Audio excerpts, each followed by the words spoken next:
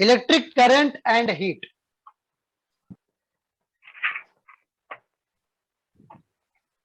बढ़ जा बढ़ जा बढ़ जा।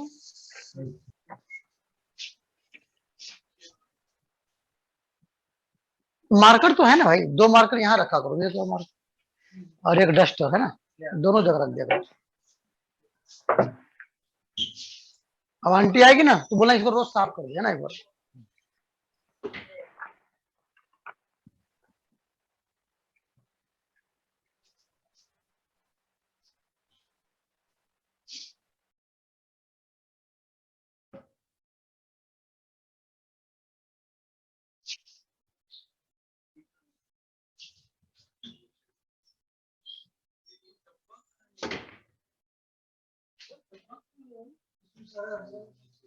ये तो पुराना है भाई।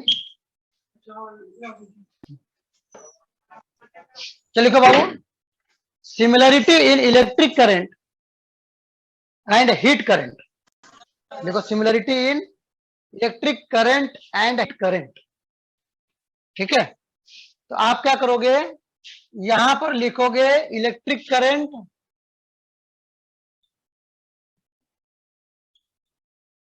और यहां पर लिखोगे हीट करंट, ठीक है। लिखोगे electric current and heat current. आपको पता है इलेक्ट्रिक करंट को हम आई से रिप्रेजेंट करते हैं और इसको लिखते हैं dq बाई dt, जहां पर q क्या है, चार्ज हो, ठीक है। लेकिन यहां पर हम लिखते हैं हीट करंट को h से लिखते हैं और यहां भी dq बाई dt होता है, लेकिन q को यहां पर क्या लिखते हैं हम, q को लिखते हैं हम लोग अमाउंट ऑफ हीट। क्या बोलते हैं, अमाउंट ऑफ हीट।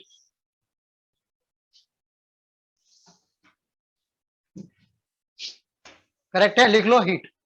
बाबू दिख रहा है सबको बोर्ड पे, क्लियर आ रहा है आपको, दिख रहा है। फिर लिखो सेकंड, लिखो बाबू, करंट क्या होता है, V बाई आर, यानी कि इलेक्ट्रिक करंट का रीजन जो होता है वो पोटेंशियल डिफरेंस होता है, डेल्टा V, है ना। जबकि हीट करंट का जो होता है वो क्या होता है, del T by R H, है ना। हीट करंट का जो रीजन होता है वो होता है change in temperature, difference in temperature. तो डिफरेंस इन टेम्परेचर के कारण आपका हीट करंट फ्लो करता है, हीट करंट फ्लो करता है। करेक्ट है, क्लियर है, उतार लो अच्छे से।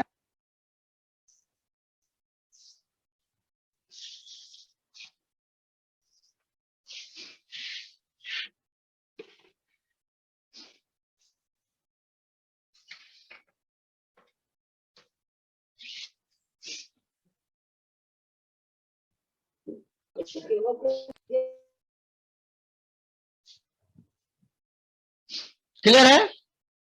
थर्ड लिखो, यहां पर रेजिस्टेंस क्या होता है, रो एल बाई ए होता है। क्या होता है, रो एल बाई ए होता है ना। और यहां पर लिख लो आर एच को हम क्या लिखते हैं, एल बाई के ए, है ना, एल बाई के ए। यानी यहां पर हम रेजिस्टिविटी जो लेते हैं उसके बदले यहां पर हम 1 बाई कंडक्टिविटी लेते हैं, 1 बाई थर्मल कंडक्टिविटी। तो थर्मल कंडक्टिविटी का उल्टा क्या हो जाएगा, रेजिस्टिविटी हो जाएगा, है ना। क्लियर है, उतार लो फटाफट।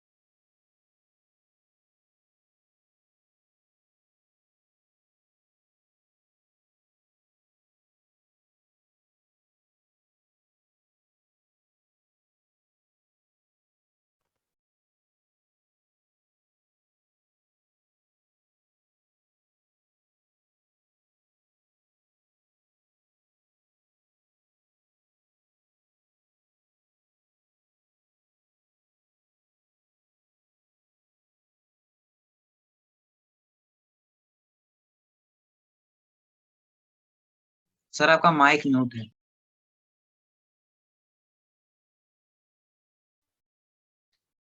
तो ये था हमारा थर्मल कंडक्टिविटी, यानी कि इलेक्ट्रिक करंट और हीट करंट में क्या सिमिलरिटी है, हमने वो पढ़ा पूरा। ठीक है, यहां पर लिख लो बेटा, रो को तो यहां पर क्या, रो को बोलते हैं इलेक्ट्रिकल रेजिस्टिविटी,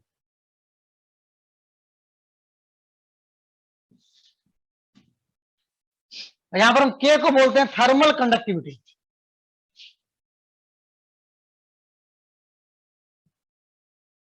लिख लो, के को बोलते हैं थर्मल कंडक्टिविटी और को बोलते हैं इलेक्ट्रिकल रेजिस्टिविटी।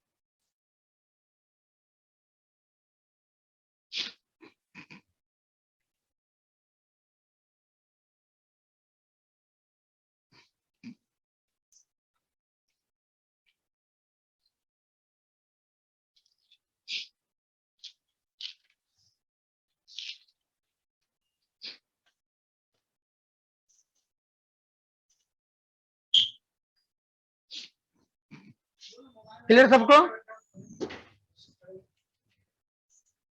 भूल गया है, इसको लिखो, नेक्स्ट लिखो, कॉम्बिनेशन ऑफ स्लैब।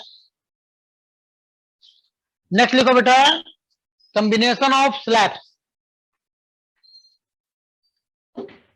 अब देखो, कंडक्टिविटी जो होता है वो स्लैब में होता है, ठीक है, तो सबको हम कैसे जोड़ सकते हैं उसके बारे में हम पढ़ेंगे। ठीक है, तो लिखो combination of slabs.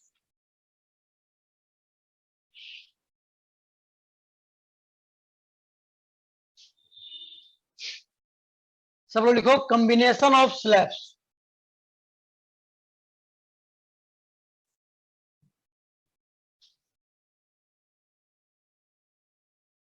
Combination of slabs,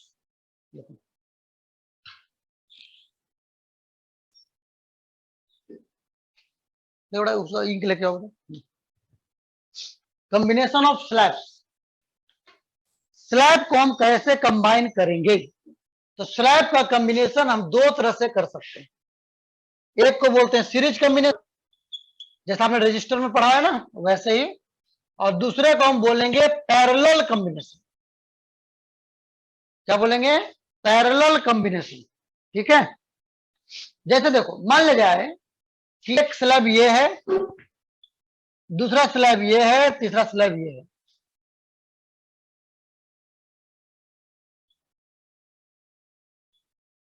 दिख रहा है? ये तीन स्लैब है, तीनों डिफरेंट है। ठीक है, तीनों डिफरेंट हो सकता है और इसको इस तरह से जोड़ा गया है ना। ये नंबर 1 है, नंबर 2 है, नंबर 3 है। ये पोर्शन हॉट है, ये पोर्शन कोल्ड है। तो हीट कहां से कहां जाएगा? हीट हॉट, हॉट से कोल्ड के तरफ हीट करंट फ्लो करेगा। ठीक है, पैरेलल में क्या हो जाएगा? पैरेलल में आपका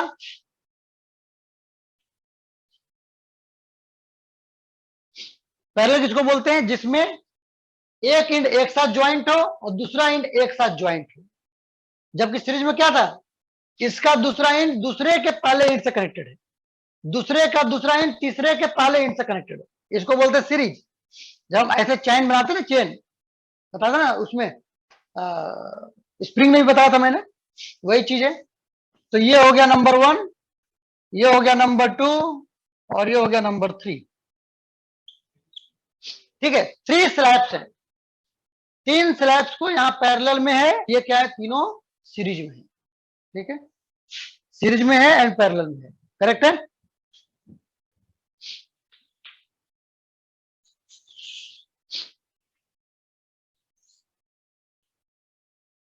ठीक है, अब जैसे हम लोहा पे निकालते थे कि इसका इक्विवेलेंट क्या होगा, इसका इक्विवेलेंट क्या होगा या इसका इक्विवेलेंट क्या होगा, मुझे ये निकालना है। तो कैसे निकालेंगे हम इसको? 1 बाय 1 क्या करेंगे? 1 बाय 1 करके प्रूव करेंगे। क्या करेंगे? 1 बाय 1 करके प्रूव करेंगे। ठीक है, तो सबसे पहला लिखो बेटा, सीरीज कॉम्बिनेशन ऑफ स्लैब्स। पहला लिखो बेटा, सीरीज कॉम्बिनेशन ऑफ स्लैब्स। हम डिटेल में पढ़ेंगे अब इसको।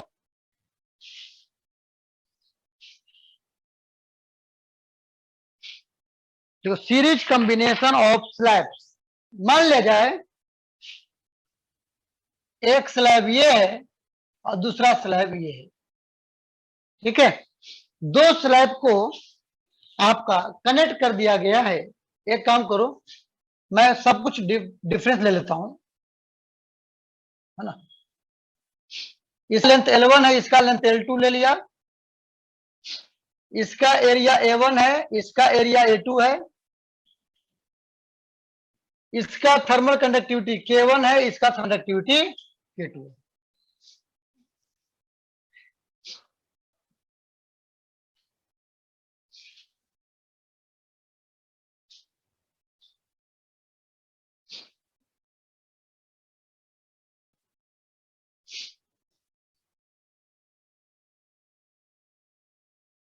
करेक्ट है? एनी प्रॉब्लम किसी को? अब जरा देखो यहां पे, इसका थर्मल रेजिस्टेंस कितना हो जाएगा बाबू? पहले का RH1 लिखो, क्या हो जाएगा? L1 by K1A। अच्छा, एरिया भी क्या यहां पर अलग लिखा मैंने, क्या लिखा है?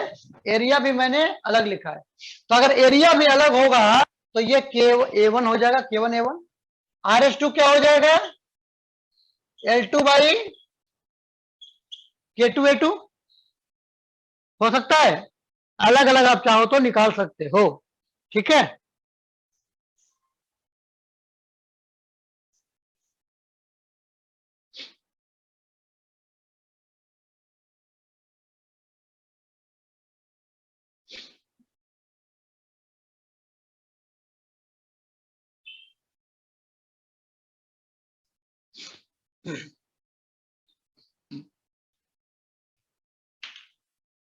ठीक है,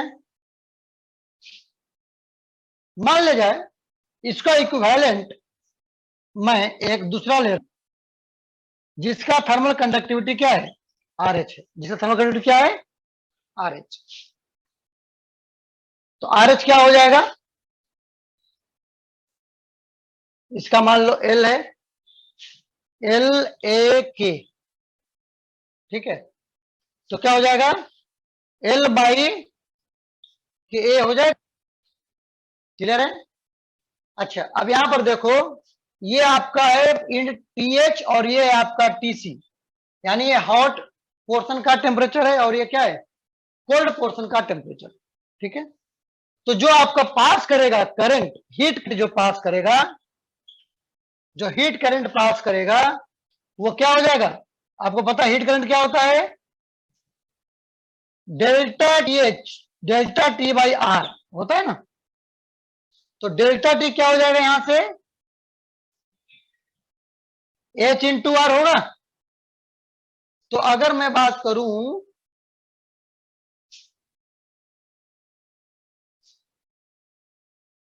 यहां पे देखो डेल्टा T इस केस में क्या हो जाएगा बाबू?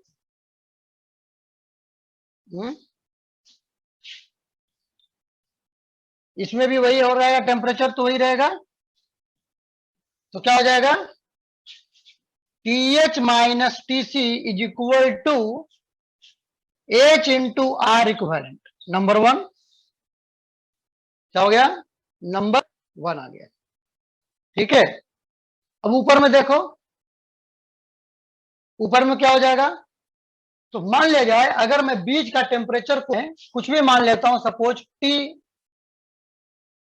मान लेता हूं, तो इसके लिए क्या हो जाएगा वो? पहला के लिए TH minus TM is equal to H into RH1 होगा, मैं होगा, करेक्ट है। एंड आगे भी कर रहा है, इधर से सेम करंट जाएगा तो क्या हो जाएगा? TM minus TH is equal to जाएगा H इंटू RH2। TC लीजिए, हाँ। अब दोनों को ऐड कर दो, दोनों को क्या करो? ऐड करो। जब दोनों को ऐड करोगे तो क्या हो जाएगा बाबू?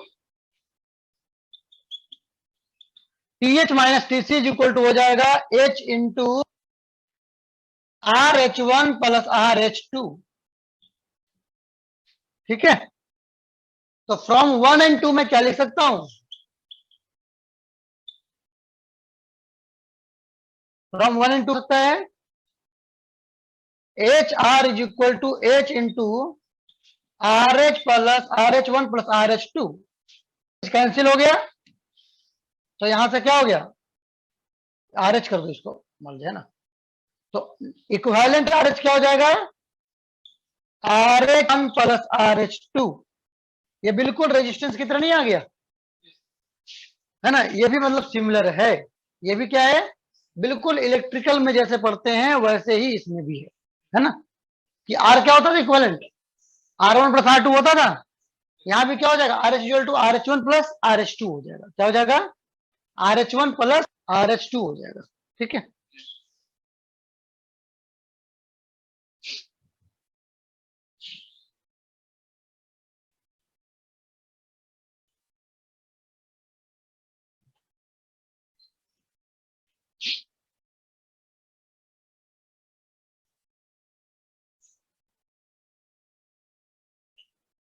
सर फिर से एक बार बताइए तो ये वाला। बता रहा हूं बेटा।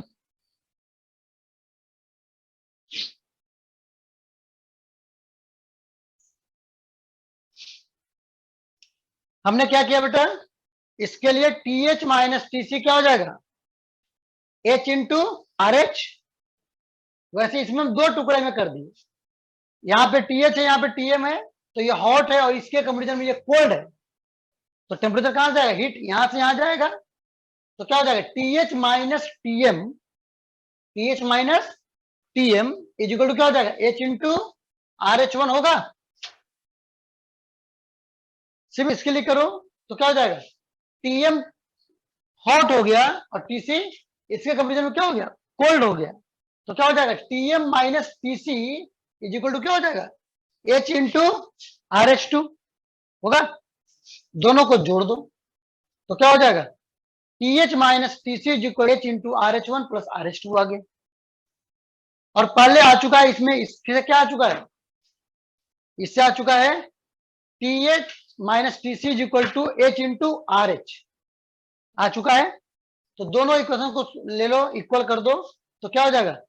H R H is equal to H into R H one plus R H two. Cancel हो गया, ये आ गया रिजल्टेंट आपका। क्लियर है बाबू? क्लियर है? Yes sir. लिख लिया बाबू? चलो अब जरा ध्यान दो, यहाँ पे ध्यान दो बाबू। यहाँ पे अब आर एच को मैं क्या लिख सकता हूं? इसका क्या है? एल, एल बाई के, के एस कर दूं, पैरेलल में केपी लिख देंगे। K S into area A is equal to क्या? L one by K A one plus L two by K two A two लिख सकता हूं। अब अगर मैं एरिया को कर दूं, ये एरिया छोटा बड़ा लिया हुआ है ना यहाँ पे जनरलाइज्ड, अगर ये बराबर रहे तो एरिया क्या हो जाएगा? कट जाएगा। क्या हो जाएगा? एरिया कैंसिल हो जाएगा। तो यहां लिख दो सेम। तो क्या हो जाएगा आपका? यहां लिख दो सेम का मतलब ये लिख दो ए इक्वल टू ए टू, है ना? तीनों अगर एरिया सेम है तो क्या हो जाएगा? एल बाई, अच्छा अब एल को भी लिख लो अगर लिखना हो तो। एल को अगर मैं लिख लूं L one plus L two, नहीं चलेगा। तो L by K S, A cancel हो जाएगा। तो क्या हो जाएगा? L by K S is equal to L one by K one plus L two by K two हो जाएगा। क्या हो जाएगा? L one by K one. ठीक है, कोई प्रॉब्लम? और यहां से क्या आएगा बाबू? यहां से आपको अगर मैं निकालूं केस की वैल्यू, क्या निकालूं? केस की वैल्यू निकालूं, है ना? तो क्या हो जाएगा? के एस तो क्या हो जाएगा, L/L1/K1 प्लस L2/K2 हो जाएगा।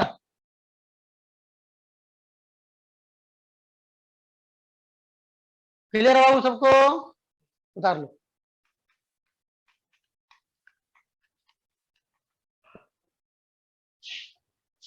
ये हुआ सीरीज के केस में। ये किसमें हुआ?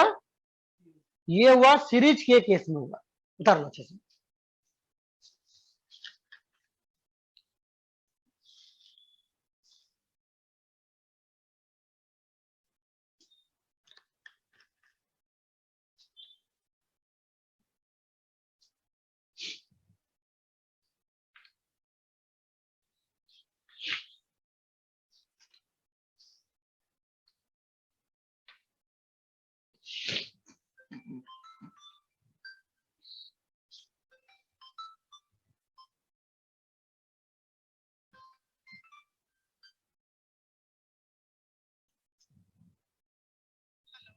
हेलो,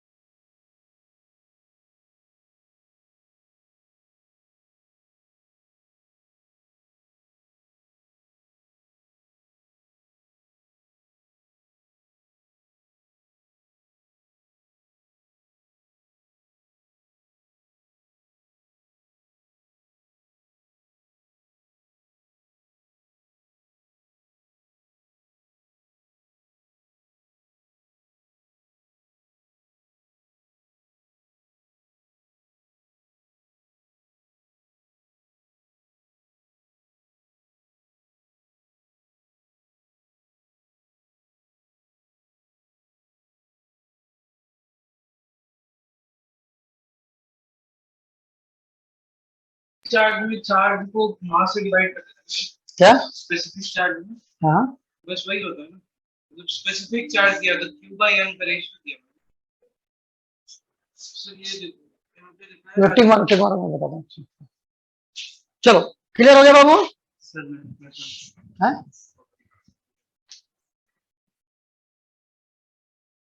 चल देखो नेक्स्ट, देखो स्लैब्स इन पैरेलल। नेक्स्ट देखो बाबू, स्लैब्स इन पैरेलल।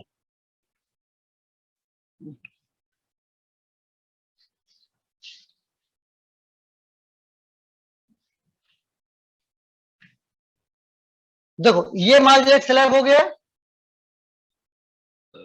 दूसरा, तीसरा एंड सो कुछ भी हो सकता है।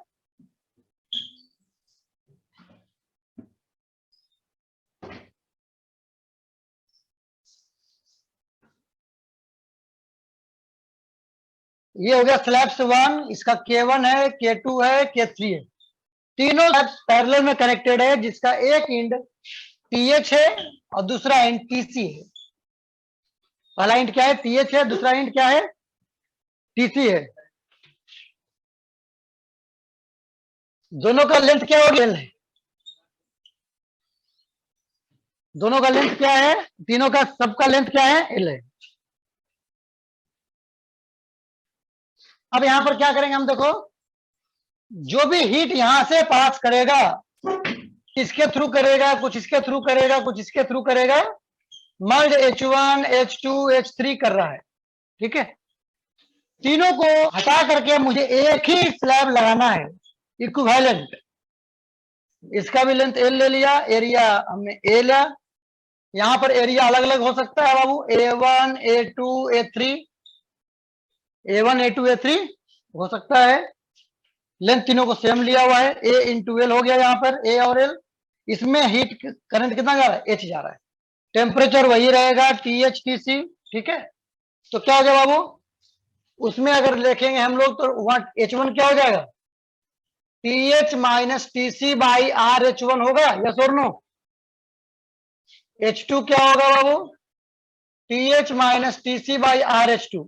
सुनो मैं दो का ही कर रहा हूं, ठीक है, उसी तरह तीसरा भी आ जाएगा। दो काम लेके करते हैं। तो यहाँ पर H इज इक्वल टू क्या हो जाएगा, TH minus TC by RH हो जाएगा। क्या हो जाएगा, RH हो जाएगा। करेक्ट है। तो यहां पर क्या हो गया, आप देखो, चूंकि पैरेलल जो हीट इससे पास हो रहा है तीनों मिला करके, वो हीट इससे अकेले पास होगा, तभी तो इक्विवेलेंट कहलाएगा कि उतना ही काम कर रहा है। यानी क्या होगा, H should be equal to क्या होना चाहिए, H1 प्लस H2 के बराबर होगा। तो क्या हो जाएगा यहां से, TH minus TC by RH is equal to TH minus TC by RH1 plus TH minus TC by RH2 हो गया। और यहां से क्या, TH माइनस TC क्या हो गया, कैंसिल हो गया। तो ये क्या हो गया, 1 by RH is equal to 1 by RH1 plus 1 by RH2। ये वही रिजल्ट आ गया जो आप रेजिस्टेंस में पढ़ते थे, जो आप रेजिस्टेंस में पढ़ते थे, वही सेम रिजल्ट आ गया यहां पे, है ना। ठीक है, वही सेम रिजल्ट आ गया जो हम लोग इलेक्ट्रिकल में पढ़ते थे। ठीक है, क्लियर बाबू, सबको समझ में आ रहा है, यस और no? Yes sir. Yes. Sonali, ये हो जाएगा आपका L3 प्रीति KPA is equal to L by K1A1 L by K2A2 and so on. इसको कैंसिल कर दूं, है ना। तो क्या हो गया यहां से, 1 by KP is equal to, या एक काम करो, इसको उल्टा कर लो पहले। सर के यह कर दो, ए बाई एल ना होगा। बेटा बेटा क्या हो गया, के ए अच्छा बाई उल्टा कर एल दिया। ना होगा। अच्छा सॉरी सॉरी सॉरी, उल्टा है, हमने इसको ले लिया ना, 1 बाई RH हमने निकाल लिया ना, तो डायरेक्ट इसको यूज कर लो। यस, तो KPA by L is equal to K1A1 by L plus K2A2 by L cancel हो गया। यानी क्या हो गया, KP जो आएगा वो आ जाएगा हमारा K1A1 plus K2A2 by L।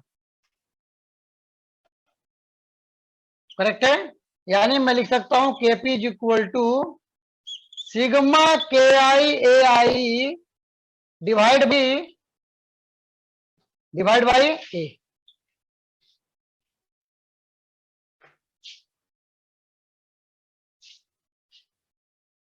ठीक है बाबू, क्लियर है।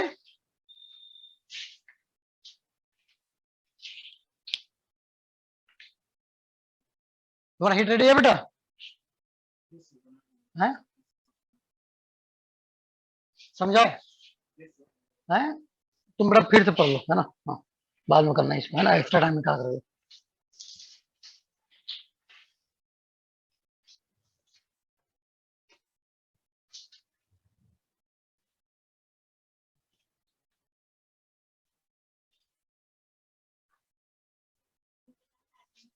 हाँ 11 o'clock को छोड़ देना, मैं शुरू कर दूंगा। ठीक है, हाँ 11 to 1।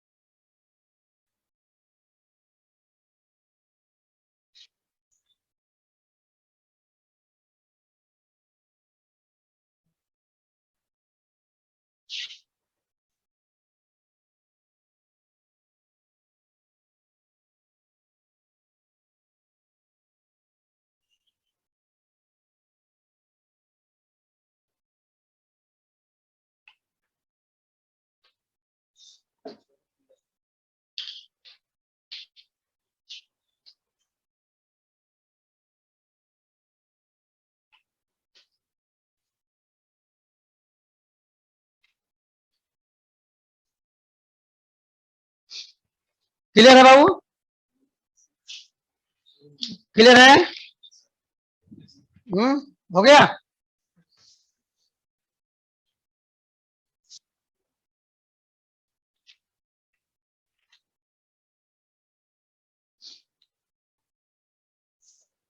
चलो नेक्स्ट लिखो।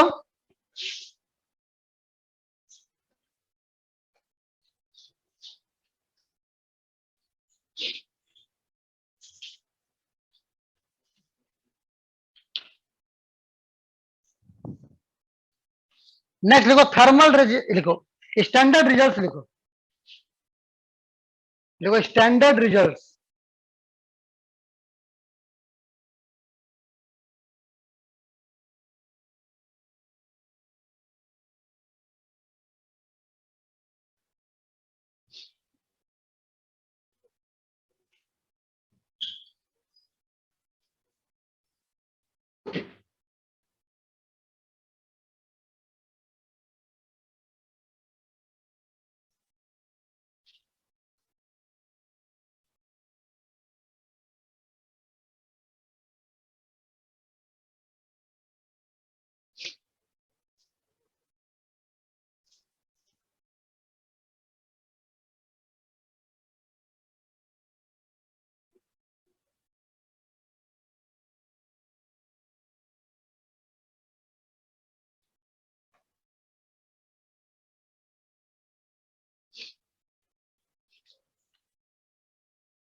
लिखा बेटा?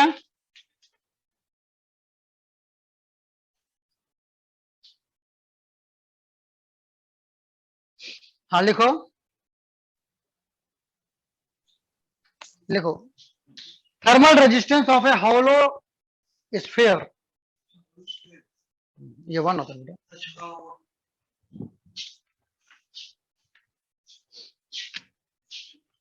सर स्टैंडर्ड रिजल्ट के बाद क्या लिख? स्टैंडर्ड रिजल्ट्स में लिखो thermal resistance of A hollow sphere.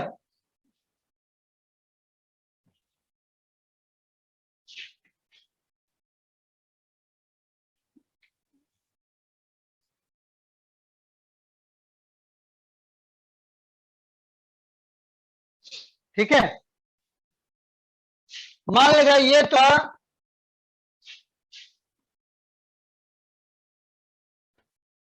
ऐसा है उसको, है ना, मतलब इनर ये है, सेल बोल सकते हो तुम चाहो तो, है ना।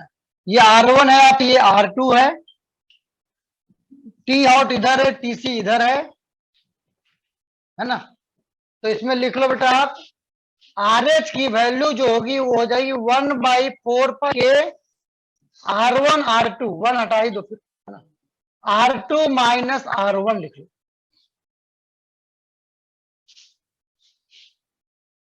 लिख लो बेटा।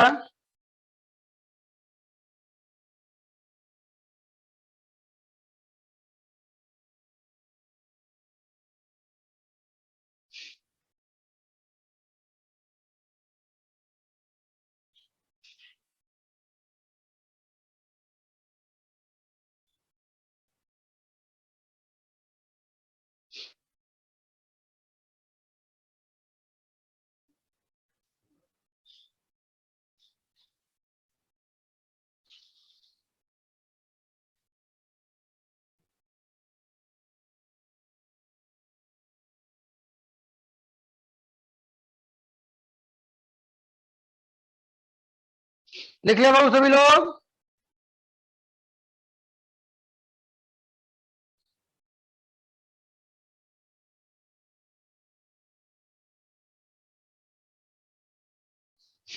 चलो नेक्स्ट लिखो।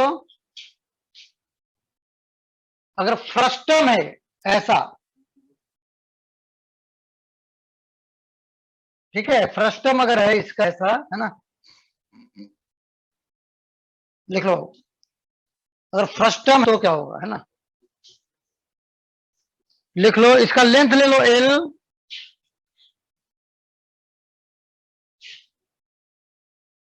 इसका ले लो R1, इसका ले लो R2,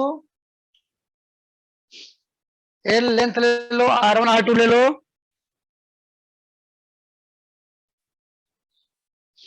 थर्मल कंडक्टिविटी ले लो K, ले लो, थर्मल कंडक्टिविटी ले लो के, ठीक है। तो लिख लो आर एच की वैल्यू, लिख लो कितना हो जाएगा, लिख लो आर एच की वैल्यू लिख लो एल अपॉन के पाई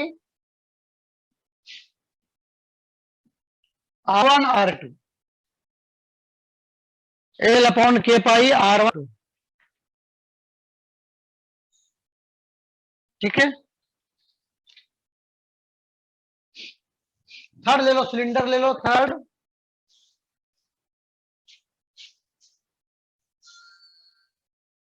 थर्ड सिलेंडर ले लो, उधर ही बढ़ जाओ।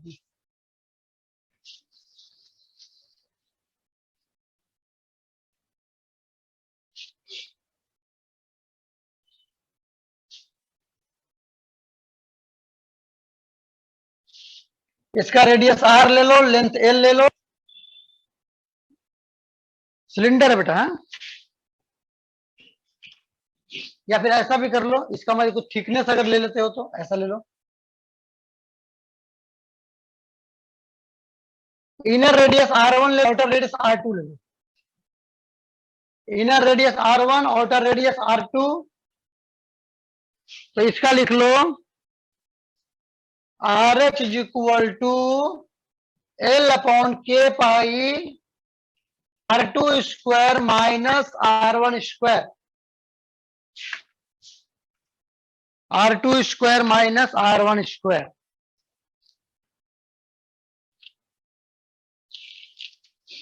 तो ये था बेटा स्टैंडर्ड, अगर जो ऑब्जेक्ट दिया हुआ है, अगर जो पास हो रहा है हीट, तो उसके लिए थर्मल रेजिस्टेंस आपको स्पेशल वैल्यू दिया रहेगा, है ना। इसमें कुछ पॉइंट्स लिख लो बेटा, पॉइंट्स लिख लो सभी लोग, पॉइंट लिखो। Area is always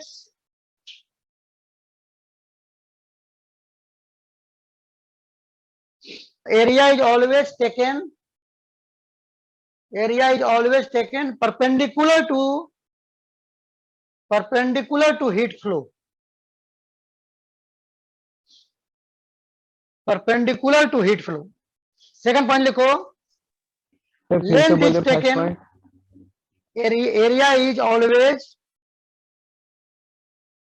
area is always taken perpendicular to heat flow, ठीक है। अगला लिखो लेंथ इज टेकन, अगला लिखो length is taken in the direction of heat flow,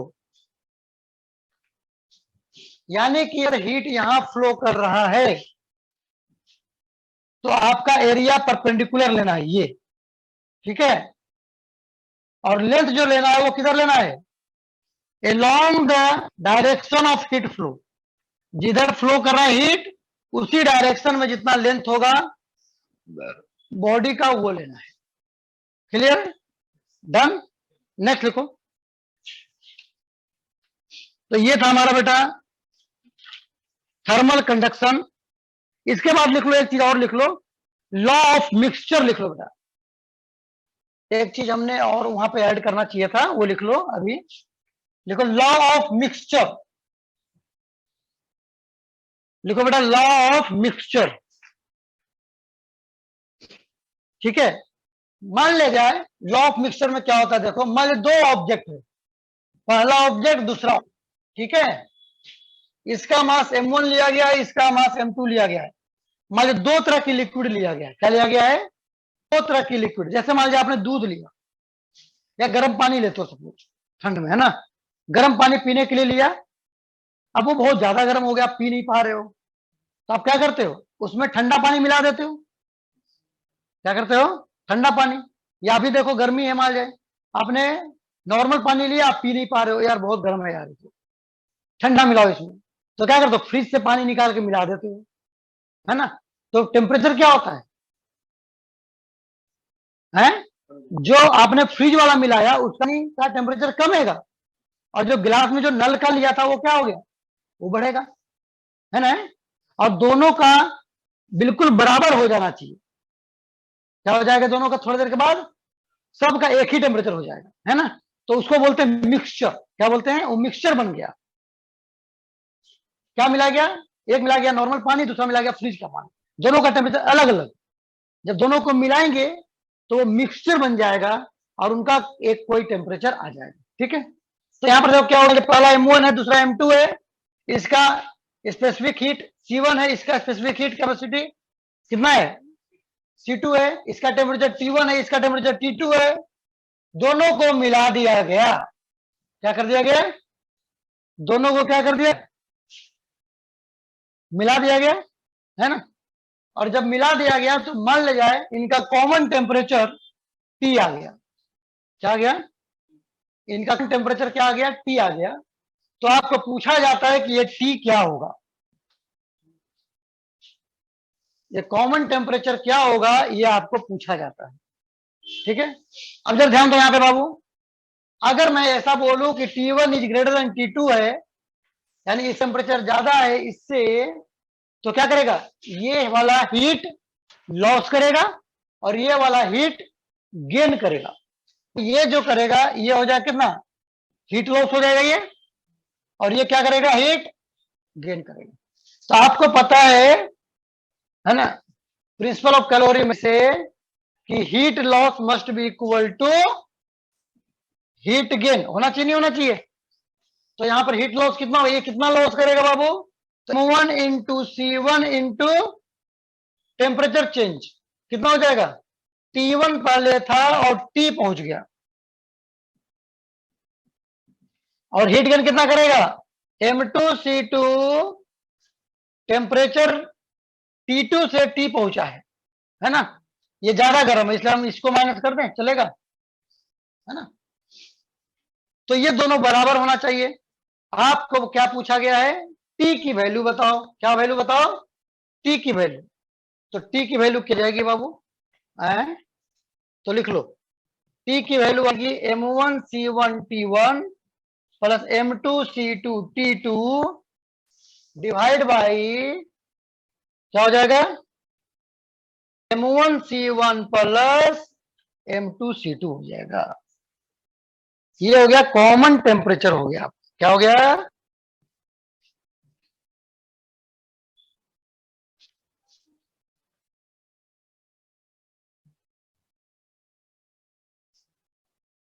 ये क्या हो गया, कॉमन टेम्परेचर हो गया।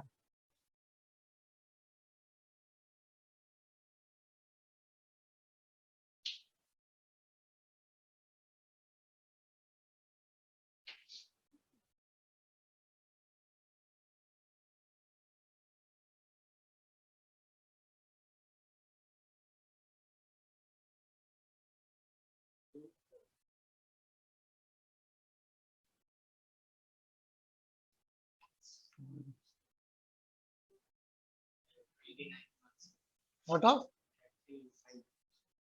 क्या बात कर रहा है भाई, तो रिकॉर्ड किया भाई, फिजिक्स में सर मैंने दिलवाया सर, है मैंने दिलवाया है।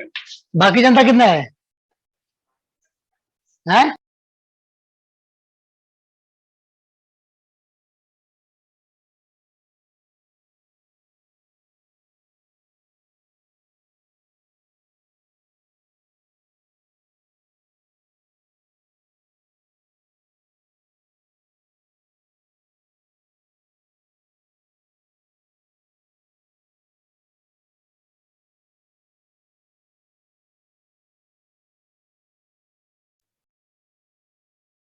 हाँ बेटा क्लियर हो गया। तो ये हो गया कॉमन टेम्परेचर, आप इस तरह से आराम से निकाल सकते हो। क्लियर है सभी लोगों को, एनी प्रॉब्लम, डन, चलो तो ये हो गया तुम्हारा, है ना। चलो तो ये था बेटा हमारा, कंडक्शन भी हमारा हो गया। अब कंडक्शन के बाद क्या आता है, कन्वेक्शन। कंडक्शन में क्या आता है, कन्वेक्शन आता है ना, क्या आता है, कन्वेक्शन। तो लिखो बेटा, कन्वेक्शन में लिख लो, एक मिनट गुरु गुरु गुरु गुरु, कंडक्शन में थोड़ा और लिख लो भाई, है ना, कंडक्शन में थोड़ा सा और स्पेशल लिख लो, आईआईटी में पूछ देता है क्वेश्चन भाई, है ना। कंडक्शन में थोड़ा और लिख लो, है ना, चूंकि आईआईटी में क्वेश्चन पूछ देता है। लिखो बेटा जंक्शन लॉ, लिखो लिखो जंक्शन लॉ।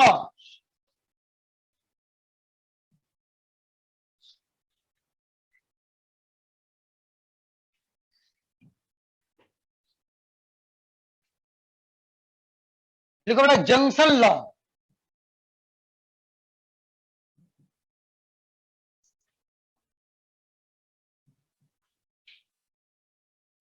लिखो जंक्शन लॉ।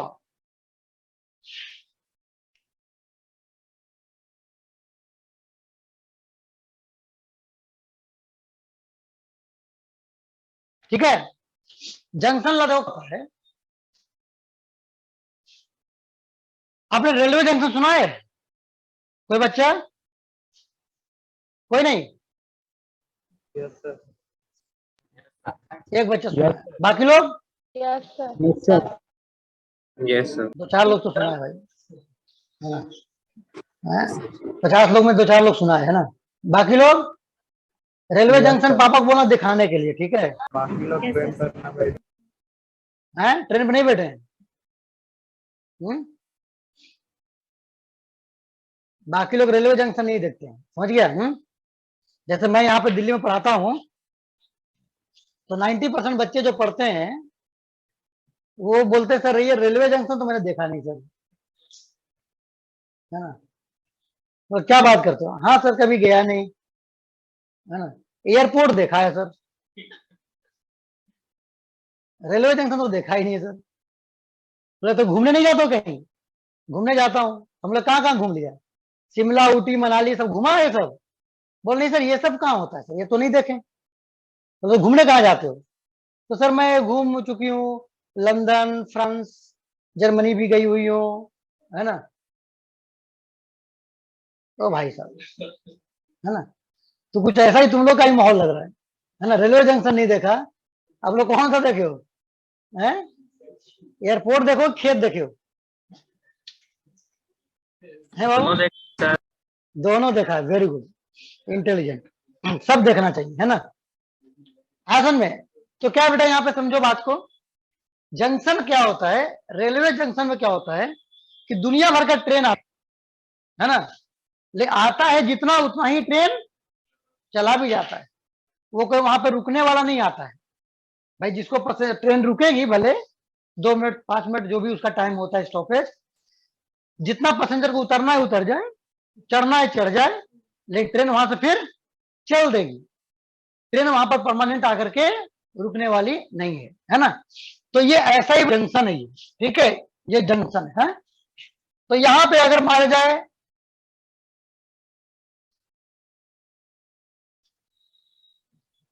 मान लिया जाए इस तरह से, ये यहां से हीट आ रही है, इसका टेम्परेचर T1 है, इसका टेम्परेचर T2 है, इसका टेम्परेचर T3 है, इसका टेम्परेचर T4 है, ठीक है? और ये कॉमन का टेम्परेचर T है। तो देखो क्या होता है, T1 और T1 और T, ये टेम्परेचर चूंकि ज्यादा है इसलिए हीट यहां से फ्लो हो रहा है यहाँ पे। T2 का टेम्परेचर ज्यादा है इसलिए यहां से हीट फ्लो हो रहा है यहाँ पे। लेकिन T3 का टेम्परेचर कम है T से, तो क्या करेगा, यहां से हीट फ्लो हो रहा है इधर, और T4 का टेम्परेचर और कम है इसलिए T से फ्लो हो रहा है इधर। बात समझ आ गया? क्लियर है? तो अब जरा ध्यान दो, यहाँ पे होता क्या है बेसिकली, मान लीजिए यहाँ H1 हीट फ्लो हो रहा है, यहाँ H2 हीट फ्लो हो रहा है, H3 हो रहा है, यहाँ H4 हो रहा है। तो अगर इक्विलिब्रियम में है, इन इक्विलिब्रियम क्या होगा, टेम्परेचर सबका कांस्टेंट है बेटा, तो जितना हीट यहां से यहां पहुंचेगा और यहां से यहां पहुंचा, उतना ही हीट यहां से पास भी हो जाना चाहिए। अगर पास नहीं होगा तो इसका टेम्परेचर क्या हो जाएगा, बढ़ेगा फिर, है ना? है कि नहीं? तो अगर इसका टेम्परेचर कांस्टेंट हो चुका है तो जितना हीट यहां पर पहुंच रहा होगा उतना ही हीट यहां से जा भी रहा होगा। तो यानी क्या होना चाहिए, H1 plus H2 equal to H3 plus H4। यानी क्या लिखूंगा मैं, यहां पर ऐसे लिख दो, heat incoming must be equal to heat out going. जितना हीट वहां पर इनकमिंग होगा उतना ही होना चाहिए आउट गोइंग होना चाहिए।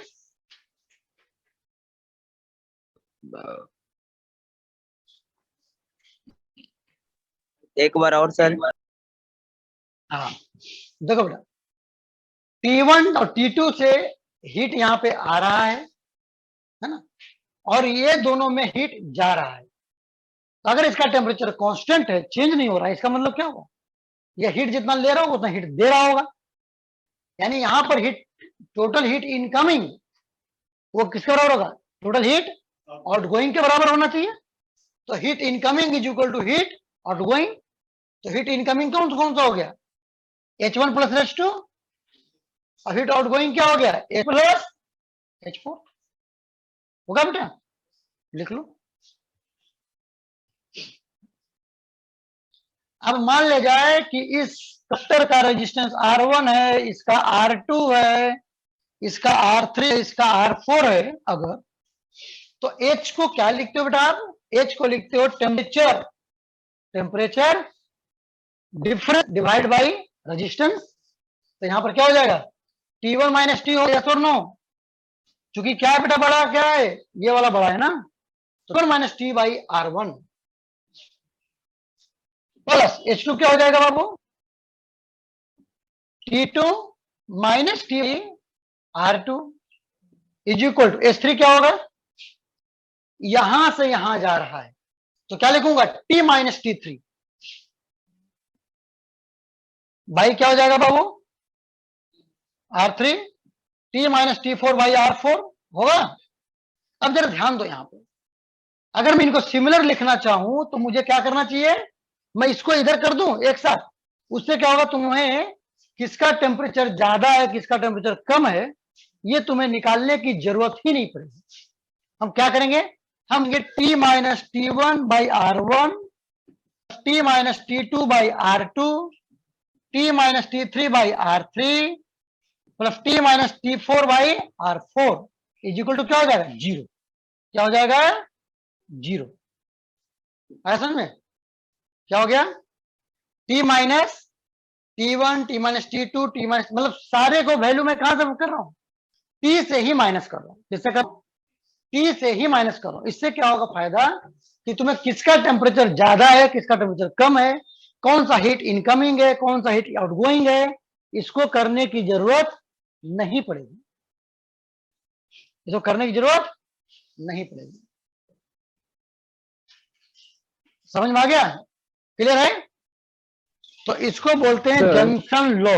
हाँ बोलो बेटा। सर एलएचएस में जाएगा तो माइनस में हो जाएगा, क्या बेटा, एलएचएस में इसको इधर जाएगा कर तो दो ना, माइनस में।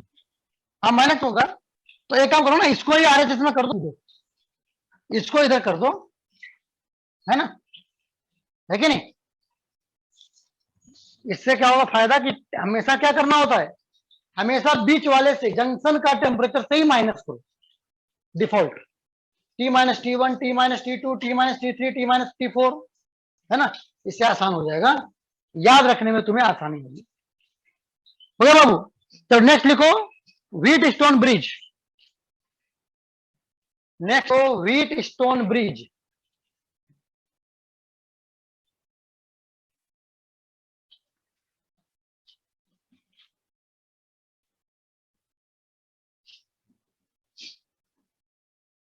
तुम लोग का टेस्ट कहां तक हो गया बेटा,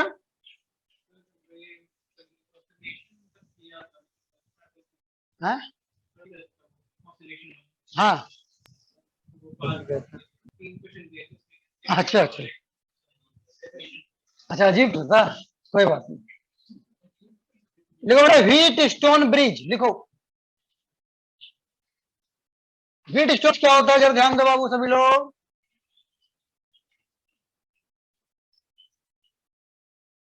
व्हीट स्टोन ब्रिज हम आपको 12th में भी पढ़ाएंगे बेटा, है ये जंक्शन लॉ भी पढ़ाएंगे, सब यहाँ पे 12th में पढ़ाएंगे, हम आपको इलेक्ट्रिकल में पढ़ाएंगे, अभी हम हीट में पढ़ा रहे हैं, ठीक है। देखो क्या होता है, मान है आपका ये यहां से ये TH टेम्परेचर से क्या हुआ, H हीट यहां पास हुआ, H हीट यहां से पास हुआ, और ये यहां पर आने के बाद इसको दो रास्ते मिल गए। तो क्या यहां पर H1 चला जाएगा ऊपर, H2 नीचे चला जाएगा, है ना, क्लियर है। अब यहां पर क्या होगा, यहां पर फिर से ऐसे रास्ता है, बना हुआ है, ठीक है। तो यहां से ऐसे आएगा यहां से ऐसे आएगा, दोनों मिलकर क्या, H निकल जाएगा, निकल जाएगा, यस और नो।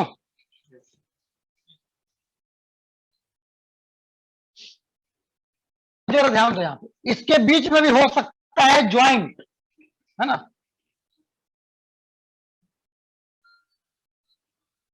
इसके बीच में भी ज्वाइंट हो सकता है।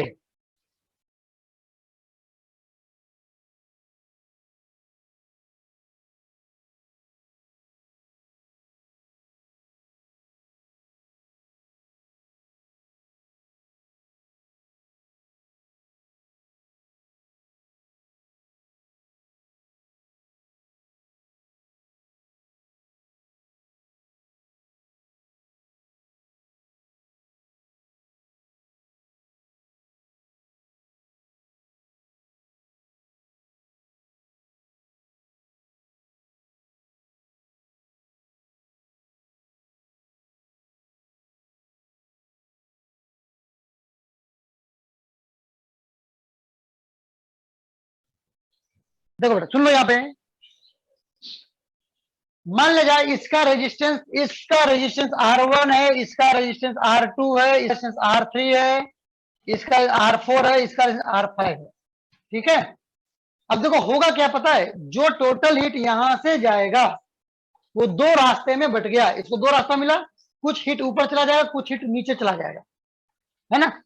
अब क्या होगा, जब यहां पर ये पहुंचेगा तो इस ये भी दो पार्ट में बट जाएगा, कुछ हीट यहां जाएगा, हीट नीचे चला जाएगा। तो मान लीजिए यहाँ H3 चलाया, यहाँ H5 चलाया, फिर H5 और H2 दोनों मिलकर के H4 बन गया, ये फिर ऊपर आ गया और ये H3 नीचे आ गया, दोनों मिलकर के फिर H बन गया, ठीक है, क्लियर है।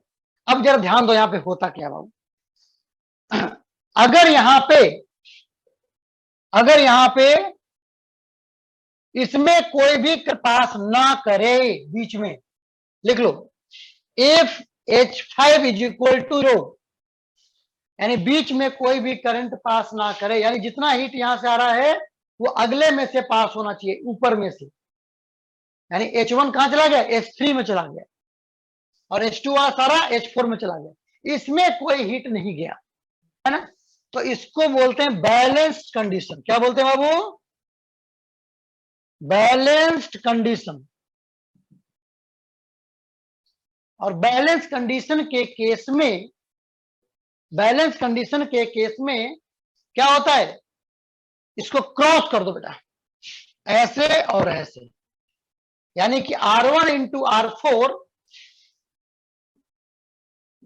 RH लिख दो, R1 लिख दो, इज इक्वल टू क्या हो जाएगा, R2 इंटू R3 होना चाहिए, ये तो निकल के आ जाता है ना।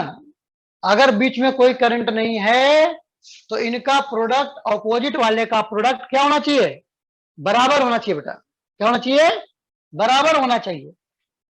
या फिर उल्टा भी बोल सकते हो, अगर ये दो का प्रोडक्ट इक्वल हैं तो बीच में कोई भी करंट पास नहीं करेगा, बीच में कोई भी करंट पास नहीं करेगा, उल्टा होगा, यहां से यहां जाओ या यहां से यहां जाओ, अगर ये दिया हुआ तो ये करेक्ट होगा, ये दिया हुआ करेक्ट होगा, है ना। लिख लो बेटा, लिख लो सभी लोग।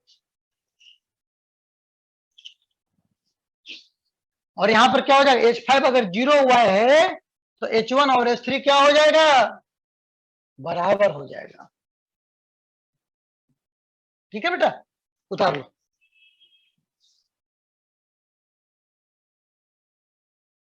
तो हवा लग रहा है बेटा तुमको, हवा लग रहा है, तो वो चला लो।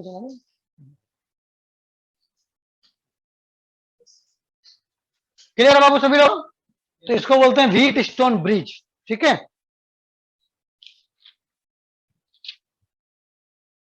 ठीक है। और जब ये कंडीशन आ रहा है तो R5 का कोई बल नहीं है, तो लिख लो in balance condition case R5 can be omitted, इसको हम ओमिट कर सकते हैं, क्या करेंगे, इसको हम ओमिट कर सकते हैं।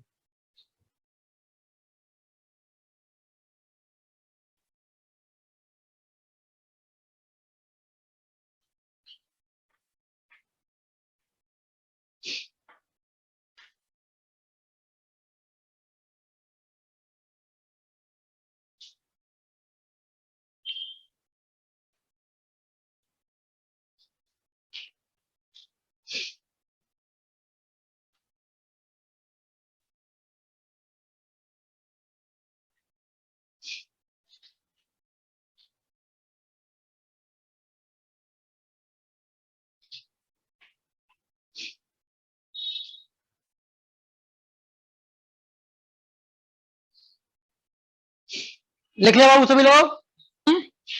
चलो, तो ये हो गया हमारा कंडक्शन, पूरा खत्म हो गया। अब इसके बाद लिखो कन्वेक्शन। इसके बाद लिखो कन्वेक्शन। अब मुझे बताएगा, बताओ बड़ो मेघनाथ, कन्वेक्शन क्या होता है?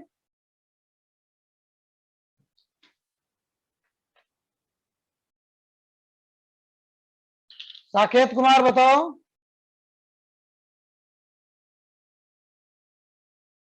बेटा तुम लोग पढ़ाई नहीं कर रहा है, तुम लोग अपने पेरेंट्स को बेवकूफ बनाने का काम कर रहे हैं क्या? कल ही तो पढ़ाया था कन्वेक्शन, भूल गया?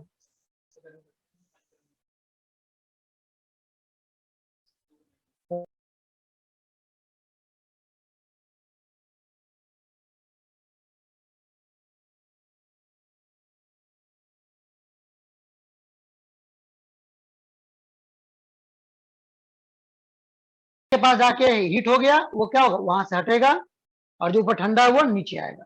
ठीक है, तो ये करंट बनता है। क्या बनता है? जो बॉइलिंग होता है ना, जैसे दिखता है, वो क्या हो रहा है, वो नीचे से पानी ऊपर जा रहा है और ऊपर वाला पानी नीचे आ रहा है। अब उसको क्या बोलते हो? देखो, पानी खौल रहा है। क्या बोलते हो आप?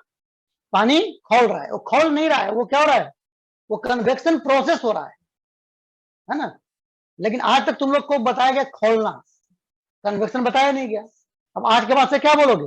कन्वेक्शन हो रहा है कि नहीं? वो क्या है बेटा? वो कन्वेक्शन प्रोसेस है। ठीक है, वेरी गुड। चलो बेटा, सेकंड पॉइंट लिखो इसमें, energy is transmitted through. Second point लिख लो, energy is transmitted through the movement of particles of the medium. Energy is transmitted through the movement of particles of the medium.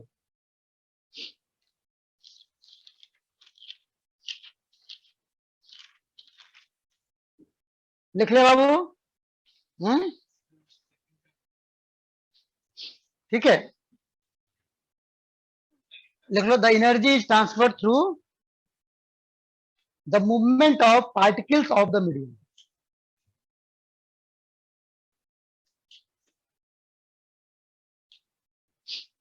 Doctor बनना है बाबू, है?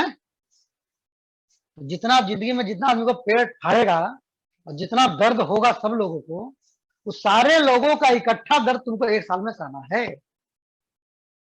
समझ गया? जब दर्द हो तो मतलब दिक्कत नहीं होना चाहिए। तुम भी तो दर्द दोगे, हैं? दोगे दोगे? चीड़ फाड़ कर दोगे तो दर्द नहीं होगा, हैं?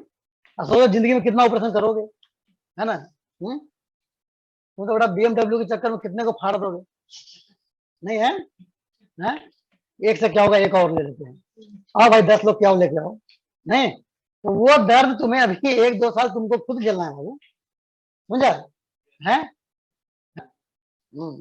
सारा दर्द जोड़ दो एक बार, इसलिए डरना नहीं है ना? मेहनत करना है, सब हो जाएगा काम, डॉक्टर बना के छोड़ देंगे। हाँ बेटा, तो लिखो कन्वेक्शन, लिखो बाबू यहाँ पे कन्वेक्शन का डिफिनेशन लिखो बाबू। It is the process by which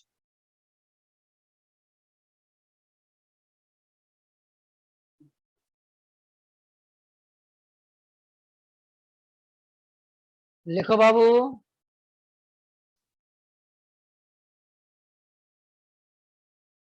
It is the process by which heat flows from the region of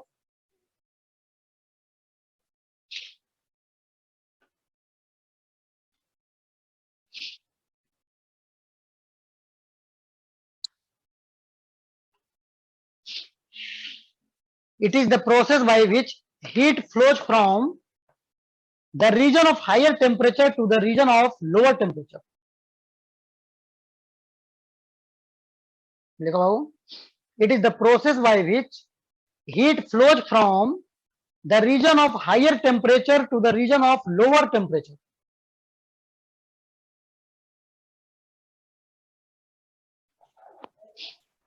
To the region of lower temperature by actual movement of the material particle. By the actual movement of the material particle.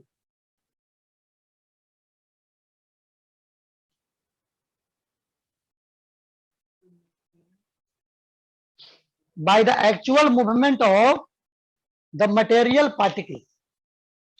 समझ गया? इसको बोलते हैं convection.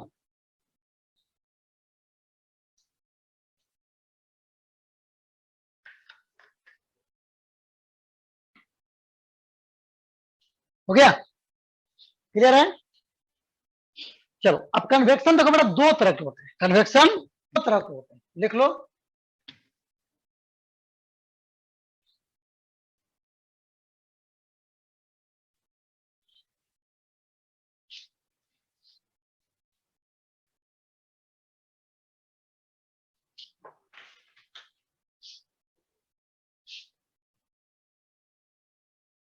देखो बेटा, convection दो तरह के होते हैं। एक होते हैं बेटा नेचुरल, और एक होते हैं फोर्स्ड। ठीक है? एक होता है नेचुरल, दूसरा होता है फोर्स। इसमें कुछ बच्चे नेचुरली पढ़ते हैं और एक को डांट डांट के पढ़ाना पड़ता है, वो फोर्स हो गया। क्या हो गया? फोर्स हो गया। अब तुम क्या हो, तुम खुद चेक कर लो, नेचुरल हो कि फोर्स हो। है बाबू? हैं? फोर्स वाले कितने लोग हैं? जिसको धक्का देने के बाद भी होमवर्क नहीं पूरा होता है ना? तो लिखो नेचुरल, लिखो नेचुरल क्यों होता है, लिखो।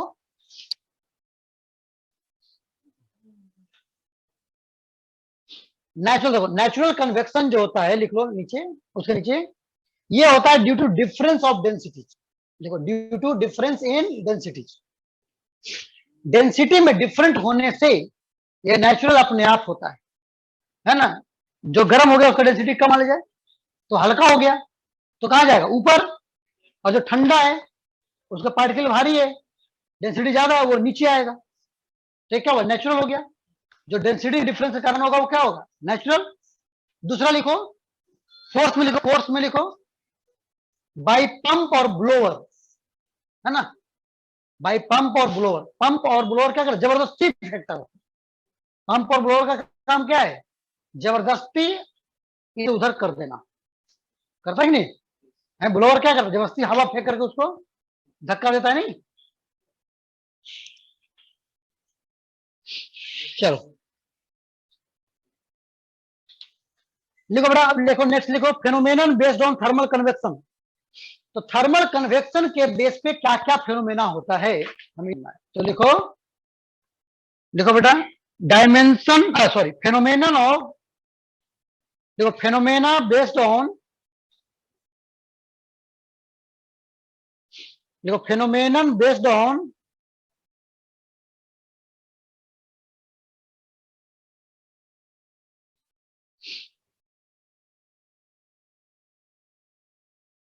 देखो phenomenon based on thermal convection. Thermal convection,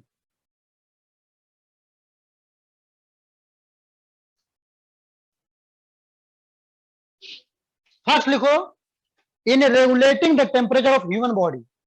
first लिखो, फर्स्ट लिखो, in regulating the temperature of human body. Human body के अंदर टेम्परेचर जो मेंटेन रहता है, रेगुलेट होता है, वो कन्वेक्शन के थ्रू होता है। ठीक है? सेकंड लिखो बेटा,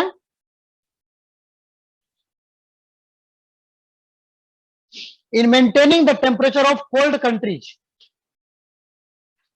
in maintaining the temperature of cold countries and sea breezes, and sea breezes। ठीक है? तो बेटा ये था कन्वेक्शन। ये क्या था? ये था तुम्हारा convection. Country and sea breezes, sea breezes.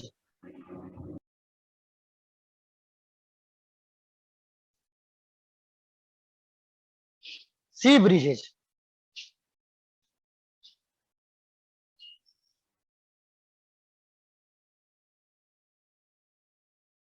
ठीक है? तो बेटा ये कंडक्शन था और कन्वेक्शन था, है ना? अब आपको जो बचता है टॉपिक, वो बचता है रेडिएशन। तो लिखो बेटा रेडिएशन, अगला लिखो रेडिएशन।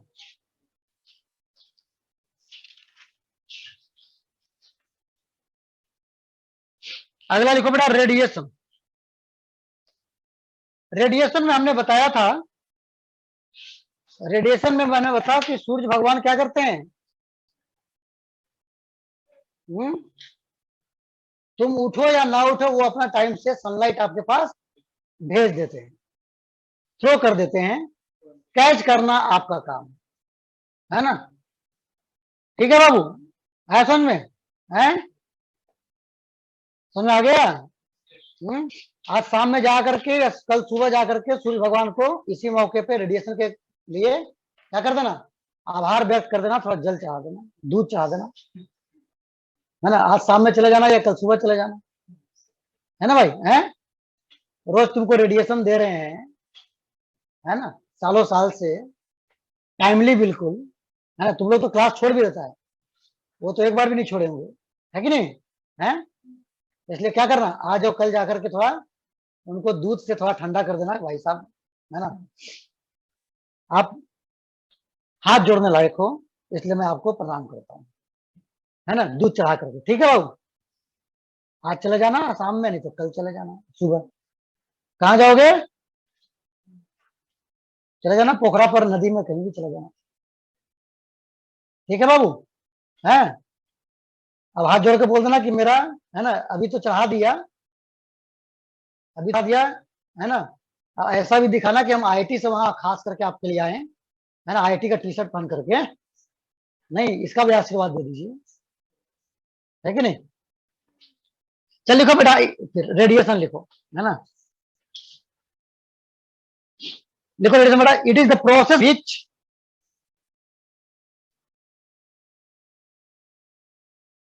लिखो, it is the process by which heat is transmitted from, it is the process by which heat is transmitted from one place to another,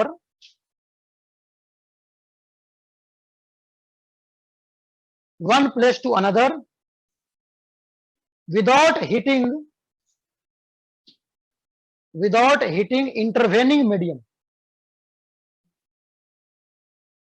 without hitting intervening medium, है ना। Medium बीच में हो या ना हो, रेडिएशन तो पहुंच ही जाता है। रेडिएशन तो जैसे सूर्य और अर्थ के बीच में बहुत सा ऐसा जगह जहां पर कुछ है ही ना, है ना, फिर भी हमारे पास धूप चकाचक पहुंच रहा है टाइम से, कोई दिक्कत है, कोई कंप्लेन है क्या, ट्रैफिक जाम समझ थोड़ा लेट आएंगे, है तुम्हारा दोस्त है ना एक सोम, है आज ये था वो था, नहीं, ऐसा तो कभी कंप्लेन नहीं आया, सूर्य भगवान का है नहीं। तो मीडियम में कुछ भी हो उससे कोई मतलब नहीं है, मीडियम ना भी हो तो भी वो टाइम से पहुंच जाते हैं। ठीक है, और तुम लोग भी अगर पहुंच जाओगे टाइम से रोज क्लास में, तो आईटी का रिजल्ट भी बिना डिले पहुंच जाएगा तुम लोग के पास, समझ गया। अगर क्लास में और होमवर्क बिना टाइम का देते रहोगे तो आपका आईटी का रिजल्ट और मेडिकल का रिजल्ट भी बिना डिले का आपके घर तक पहुंच जाएगा। ठीक है बेटा, चलो अब इसके बाद लिखेंगे रेडिएशन में, लिखेंगे रेडिएशन, समझ में आ गया बेटा, है ना। क्या बोला था मैंने, थ्रो एंड कैच, जो सोर्स है वो थ्रो कर देगा, कैच करना आपका काम है ना। सूर्य भगवान ने क्या करा, हीट थ्रो कर दिए हैं, अब आप बाहर जाओगे धूप लगेगी, है ना, एनर्जी मिलेगी आपको, उसमें क्या है ना। चलो अगला लिखो प्रीवोस्ट थ्योरी, हाँ अगला लिखो प्रीवोस्ट थ्योरी,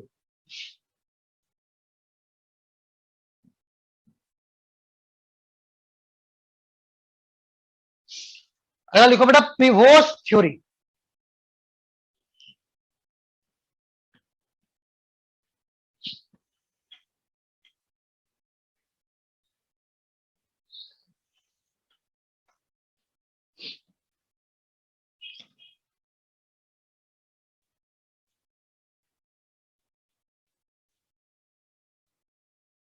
ठीक है, तो प्रीवोस्ट थ्योरी क्या बोला बताता हूं, प्रीवोस्ट थ्योरी क्या बोला मैं वो समझाता हूं। प्रीवोस्ट ने ये बताया कि देखो बाबू, है कि दुनिया में जितना भी ऑब्जेक्ट है, ठीक है, वो सारा ऑब्जेक्ट हीट लेता भी है और हीट देता भी है, हीट लेता भी है और हीट देता भी है। जैसे जैसे अब तुम लोग इतने लोग हो लाइब्रेरी में, देखो समझ गया बेटा, है सब आपका इंटेलिजेंस अपना अपना लेवल है कि नहीं है, लेकिन ऐसा नहीं कि कोई ऐसा बच्चा नहीं है कि खाली कोई बतईबे करता है दूसरे को, है ना। अब कोई ऐसा बच्चा भी नहीं है जो खाली पूछबे करता है, होता ही नहीं लाइब्रेरी में बेटा, है समझ रहे हो, है पब्लिक लाइब्रेरी डिजिटल लाइब्रेरी सब सुन रहा है। Yes, sir. तो आप लोग क्या करते हो बेटा, हर एक बच्चा क्या करता है, कोई बच्चा किसी दूसरे से हमें पूछता बताता है भी। तो किसी को दूसरे को बताता भी है ना भाई, है। अब कोई मान लीजिए किसी को बताता है तो दूसरे से पूछता भी है, दोनों काम हो रहा है ना, है कि नहीं।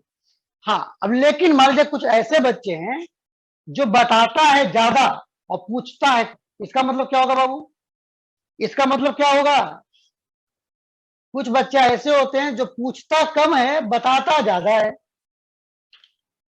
इसका मतलब क्या बेटा बताओ, हैं वो इंटेलिजेंट इंटेलिजेंसी लेवल आ जाता वो टैलेंट इंटेलिजेंट है ना। और कुछ बच्चे ऐसे हैं कि जो पूछता ज्यादा है बेचारा बता कम पाता है, इसका मतलब क्या हो गया, वो लड़का थोड़ा धीमा है कि नहीं, यही तो है और क्या, चलेगा वो भूल जाएगा जिंदगी में, याद रहेगा, यही प्रिवोस थ्योरी है ना। प्रिवोस थ्योरी ने यही कहा कि कोई भी बॉडी कितना भी टेम्परेचर पे हो, है ना, ये क्या करेगा, ये रेडिएट भी करेगा होगा भी, जो इससे ज्यादा टेम्परेचर पर रहेगा उससे लेगा, और जो इससे कम टेम्परेचर पर रहेगा उसको दे देगा, ठीक है नहीं, है आया तुझे बेटा, जो इससे हाई टेम्परेचर पे रहेगा उससे लेगा और जो इससे कम टेम्परेचर पे रहेगा उसको दे देगा, सिंपल सी बात है, दिक्कत। तो ये बोला इन्होंने कि कोई भी बॉडी जो है वो एनर्जी लेता भी है और देता भी है, ठीक है। तो according to this theory,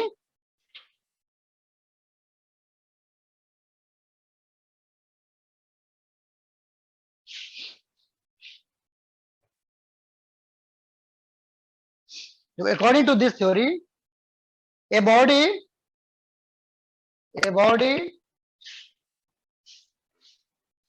radiates and absorbs the energy, radiates and absorb the energy, ठीक है। सर एक बार हैं लिखो बेटा, a body absorbs and radiates the energy। अब जरा ध्यान दो,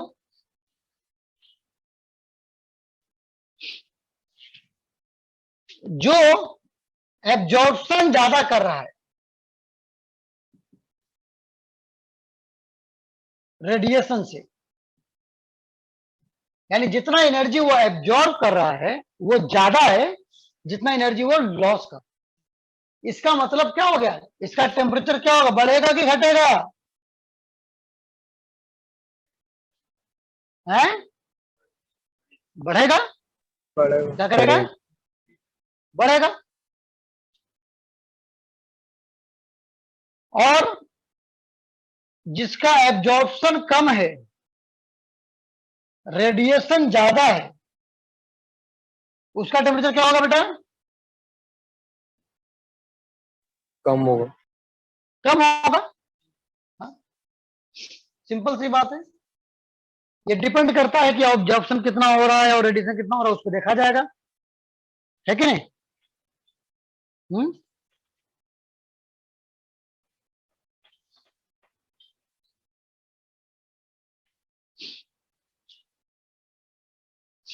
चलो नेक्स्ट लिखो, नेक्स्ट लिखो थर्मल रेडिएशन, नेक्स्ट लिखो थर्मल रेडिएशन,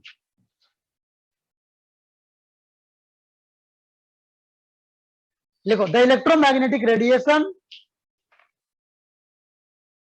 देखो, the electromagnetic radiation emit by a body, the electromagnetic radiation emitted by a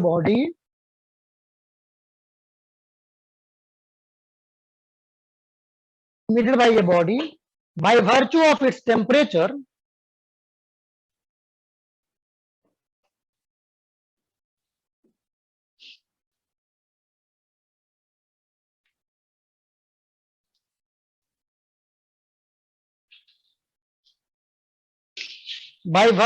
its temperature is called thermal radiation or radiant energy.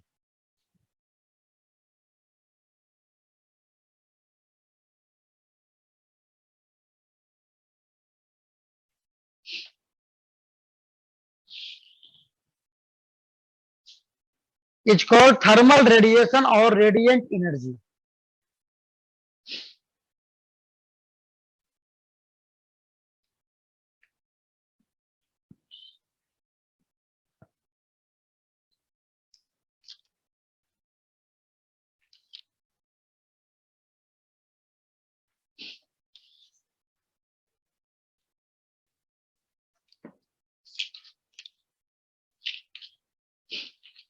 Clear है बाबू सबको?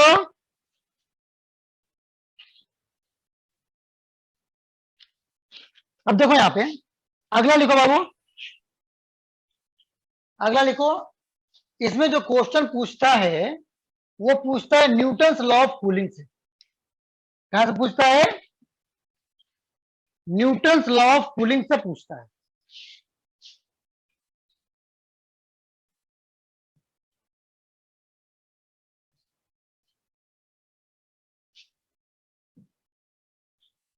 देखो, न्यूटन्स लॉ ऑफ कूलिंग।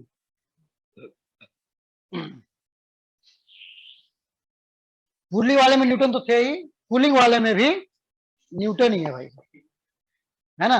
क्यों? Cooling वाले के साथ साथ कूलिंग वाले में भी न्यूटन है। Newton's law of cooling, Newton ने क्या बताया, है ना? न्यूटन ने बेटा क्या बताया वो सोचो, समझो, है ना? न्यूटन ने ये बताया कि एक चीज बताओ, मान लो जब लंच करने जाते हो जल्दीबाजी में, क्योंकि आप लोग को जल्दी रहता है, फिर जल्दी खा पी के वापिस हम कहाँ लौट जाए, लाइब्रेरी में चले जाए पढ़ने के लिए। अब मान लो घर गए और पूरा गर्म खाना मिल गया, है ना? तो ठंड में जल्दी ठंडा हो जाता है कि गर्मी में जल्दी ठंडा हो जाता है खाने लायक? ठंड में। ठंड में कि गर्मी में?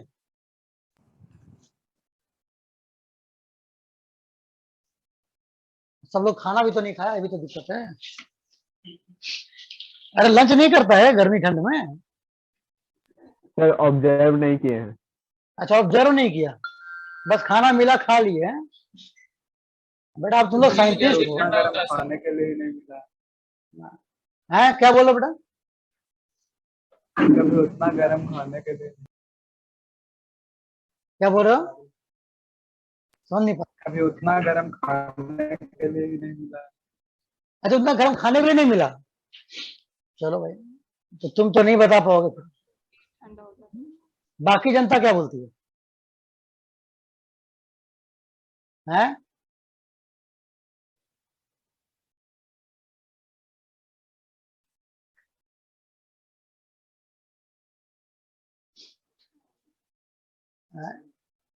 अनुराधा तुम बताओ।